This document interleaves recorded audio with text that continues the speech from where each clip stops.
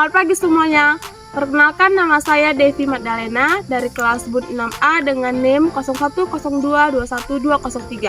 Video kali ini saya akan menampilkan bagaimana pemanenan dari kelapa sawit, yang mana dimulai dari teknik panennya sampai dengan dia buah berada di TPH. Bagaimana videonya? Selamat menyaksikan. Pemanenan adalah serangkaian kegiatan dimulai dari memotong tandan matang panen sesuai dengan kriteria panen, mengumpulkan dan mengutip berondolan, serta menyusun tandan di tempat pengumpulan hasil atau TPH, serta berondolannya. Di kebun sawit hulu memiliki tahapan dalam proses pemanenan yang sesuai dengan SOP yang berlaku di kebun sawit hulu. Yang pertama yaitu menentukan AKP atau angka kerapatan panen yang dilakukan oleh penyebar panen sehari sebelum dilakukannya kegiatan panen.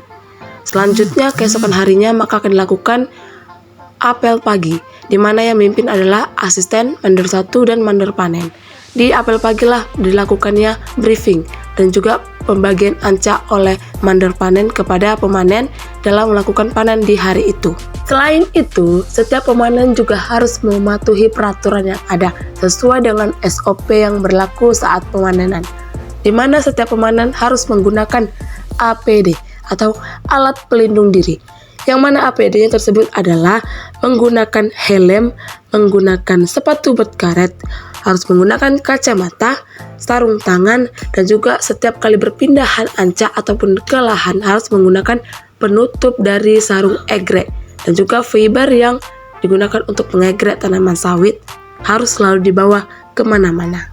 Selanjutnya teknik pemanenan kelapa sawit, yang mana TBS ataupun buah yang diturunkan atau dipanen adalah buah yang sudah memberondol dengan sebanyak 5 berondol di piringan.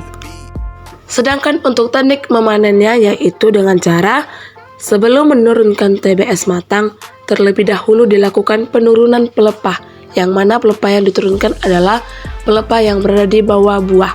Minimal pelepah yang diturunkan adalah 2-3 pelepah. Setelah itu turunkan buah matang dengan cara memotong tangkai tandan menggunakan egrek. Untuk pelepah yang sudah diturunkan, pelepah dipotong menjadi 2-3 bagian dan dirumpuk pada tempat rumpukan sesuai dengan arah jatuhnya pelepah. Sedangkan di areal berbukit, pelepah tidak perlu dipotong dan hanya dapat dirumpuk di antara barisan tanaman agar bertujuan untuk mengurangi erosi. Untuk buah yang sudah memberondol ataupun saat berondol yang jatuh pada saat pemanenan, semuanya dikutip dan dimasukkan ke karung. Untuk itu pastikan tidak ada berondolan yang tertinggal di piringan atau di ketiak daun. Pastikan semua berondolan dapat terambil dan dimasukkan ke dalam karung goni. Pemotongan gagang buah harus dilakukan di tempat penurunan buah ataupun di dekat pokok sawit. Tidak boleh dilakukan di TPH, karena apabila ketahuan dilakukan di TPH maka akan dikenakan sanksi dan denda. Pemotongan gagang buah dilakukan dengan cara masuk ke arah dalam tandan buah hingga membentuk huruf V atau cangkem kodok. Semua TBS yang sudah diturunkan selanjutnya disusun dan ditempatkan di TPH, yang mana susunannya yaitu dengan kelipatan 5, dengan 5 ke belakang dan memanjang bebas ke samping. Dan juga berondolan ditaruh di belakang susunan TPH. Pastikan semuanya dapat terkumpul di TPH.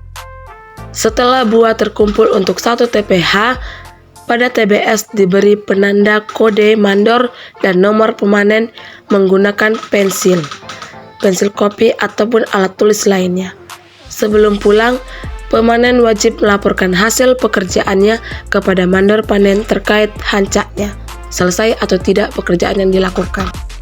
Pengangkutan tandan buah segar atau TBS yang dipanen harus diangkut dan sampai ke pabrik pada hari itu juga dengan maksimum 12 jam setelah panen.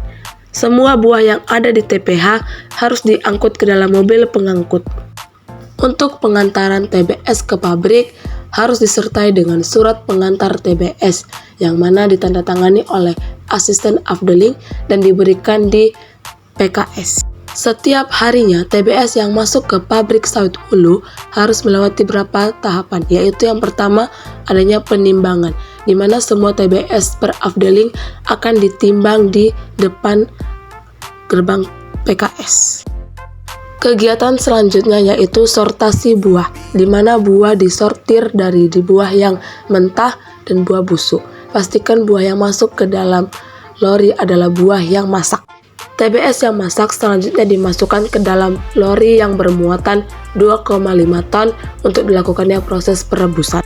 Selanjutnya buah memasuki stasiun perebusan, di mana buah direbus selama kurang lebih 2 jam. Buah yang sudah direbus selanjutnya masuk ke dalam stasiun treser, yang mana fungsinya itu untuk memisahkan antara brondolan dan tandan yang nantinya akan menjadi tankos atau tandan kosong dengan cara bantingan.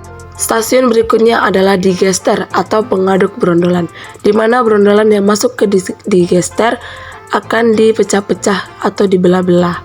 Selanjutnya brondolan yang sudah terpecah-pecah dimasukkan ke stasiun preset, yang mana minyaknya yang masih mentah dan tercampur pasir dan lumpur, di mana di preset adalah berfungsi untuk memisahkan minyak dari pasir dan lumpur dengan alatnya yaitu sand tap tank atau tangki perangkap pasir. Setelah itu, minyak yang masih ada serabut halus selanjutnya disaring di dalam stasiun vibrating steam, yang nantinya minyaknya akan masuk ke dalam crude oil tank. Dari crude oil tank, minyak nantinya dari situ akan dimasukkan ke dalam tempat penyimpanan minyak, yaitu storage tank atau pengumpulan minyak. Minyak yang akan dijual diambil dari storage tank lalu dimasukkan ke dalam mobil pengangkut minyak CPO. Demikianlah video yang dapat saya tampilkan, semoga bermanfaat bagi kita semua. Sampai jumpa.